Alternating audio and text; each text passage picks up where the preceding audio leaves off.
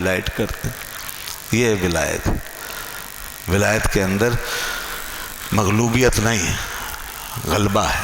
ولایت کے اندر فنا ہو جانا، مٹ جانا نہیں ہے لوگوں کے لیے، بلکہ لوگوں پہ چھا جانا ہے.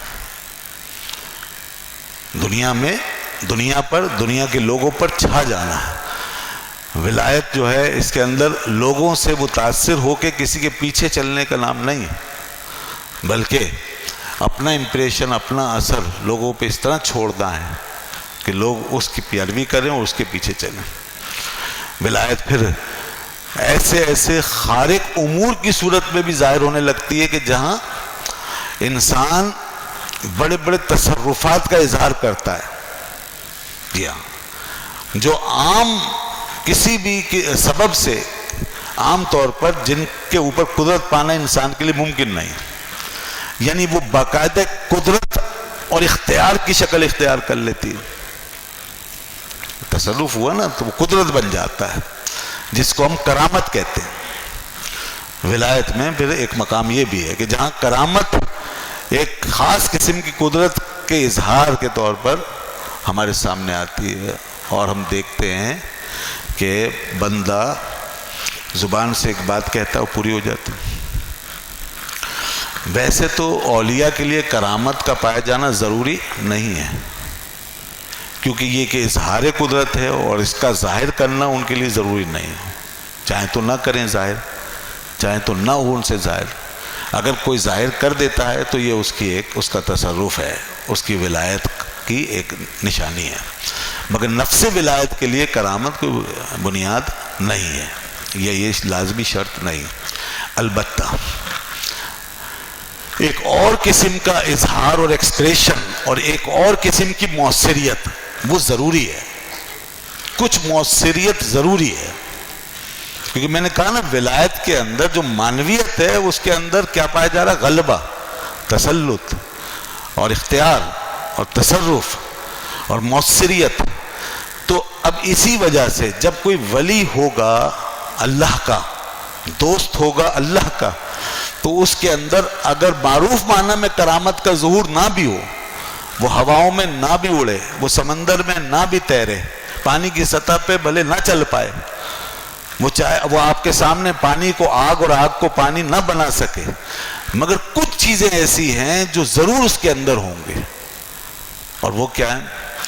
اعلیٰ حضرت شاہ امام احمد رضا خان فاضل بریلوی رحمۃ اللہ علیہ نے کچھ اکابرین سے نقل کرتے ہوئے یہ بات بیان فرمائی کہ کم از کم اولیاء کے لیے جو اللہ کے دوست ہو جاتے ہیں، ولایت سے ہمکنار ہو جاتے ہیں، اتنی بات ضروری ہے کہ ان کے معاملات میں برکت ضرور ہوتی ہے. ان کے معاملات برکت والے ہو جاتے ہیں، اور برکت ہونا یہ خود پوٹینشیل ہے. ایک برکت ہونا یہ خود ایک طاقت کو ظاہر کرتا ہے. برکت کا مطلب یہ ہے کہ ایک چیز مغلوبیت سے نکل گئی، ایک چیز اپنی ایک خاص طاقت کے ساتھ ظاہر ہو رہی ہے. برکت وہ چیز بڑھ رہی ہے. برکت کا مطلب بڑھنا، اضافہ ہونا. جب برکت نہیں ہوتی ہے تو ہم گھٹتے ہیں، کم ہوتے ہیں، ہمیں لاس ہوتا ہے، نقصان ہوتا ہے، لاس ہوتا ہے، ہم گھٹتے ہیں. اور برکت کے اندر معاملات میں کیا ہوتا ہے؟ ایک کشادگی آتی ہے، وسعت آتی ہے، پھیلاؤ آتا ہے. تو کسی بھی صاحب ولایت کے لیے وسعت، ایک خاص قسم کی وسعت و کشادگی ضروری ہے. یہ اس کی لازمی علامت ہوگی، وہ اس برکت سے ہمکنار ہوگا. دوسرا یہ کہ وہ صاحب ولایت ہوتا ہے، اس کی دعائیں اگر اللہ تعالیٰ نے تقدیر نہیں لکھ دی ہے، ایسے اس کی دعا کسی تقدیر سے نہیں ٹکرا گئی ہے، تو اس کی دعائیں عام طور پہ قبول ہوتی ہیں. دعائیں قبول ہوتی ہیں. جب وہ بندہ دعا مانگتا ہے تو وہ دعا قبول ہوتی ہے. اچھا، یہ باتیں جو لکھی گئی ہیں نا، یہ ایسا نہیں ہے کہ لوگوں نے اسے اپنی عقل سے لکھ دی یا محض تجربات پہ اکتفا کیا. نہیں، قرآن و حدیث اگر آپ اٹھا کے دیکھیں تو باقاعدہ اللہ تعالیٰ نے اپنے نیک بندوں کی نشانیوں کے طور پہ یہ بات بیان فرمائی ہے. حضرت بی بی مریم نبی نہیں ہے، اور کوئی عورت نبی نہیں بنی، کوئی عورت نبی نہیں تھی، وہ ولیہ تھی. حضرت عیسیٰ روح اللہ علیہ الصلوۃ والسلام کی والدہ ماجدہ وہ ولیہ تھی، اور قرآن نے ان کو صدیقہ قرار دیا، ایک منصب ہے صدیقیت، وامہ صدیقہ، ان کی ماں صدیقہ تھی، بہت سچا، سچائی کے مقام کو پا لینے والا۔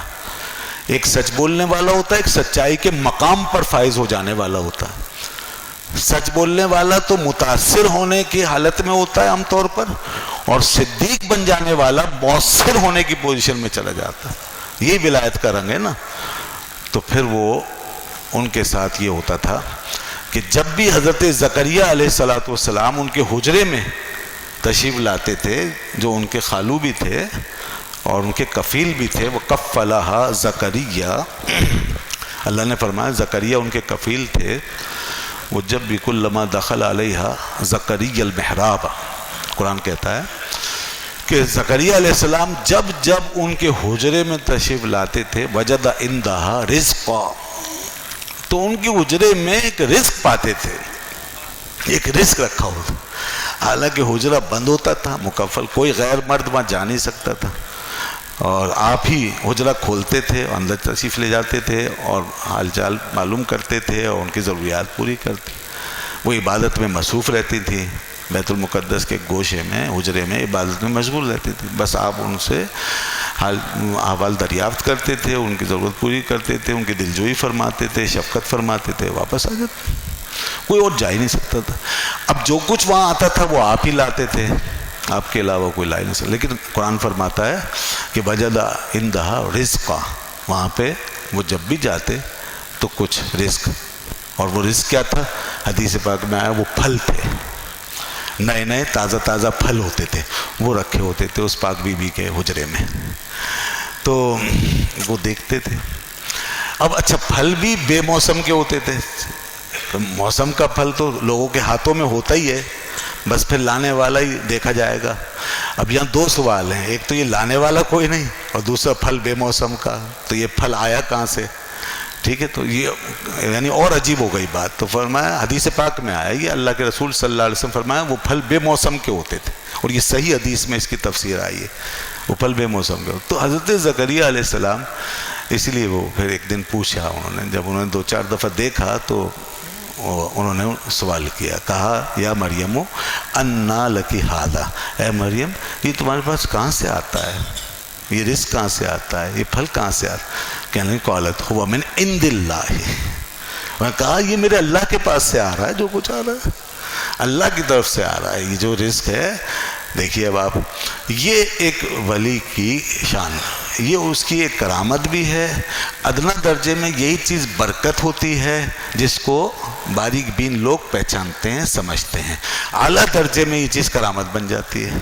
تو حضرت بی بی مریم کے حق میں یہ کرامت بن گئی، برکت پلس ہو کر کرامت بن گئی، اور پھر وہ تالے نہیں رہے، مکفل دروازے مکفل نہیں رہے، حجرہ پھر جو بند تھا وہ بند نہیں رہا، پھر موسم کی ساری قیدیں اٹھ گئیں، اور پھر ایک ایسی صلاحیت گویا ظاہر ہوئی، ایک ایسی برکت کہ جہاں ایک زبردست قسم کی ہمیں تاثیر اس حجرے میں پھیلی ہوئی نظر آ رہی ہے، ایک طاقت، ایک قوت۔ تو یہ ہے ولایت۔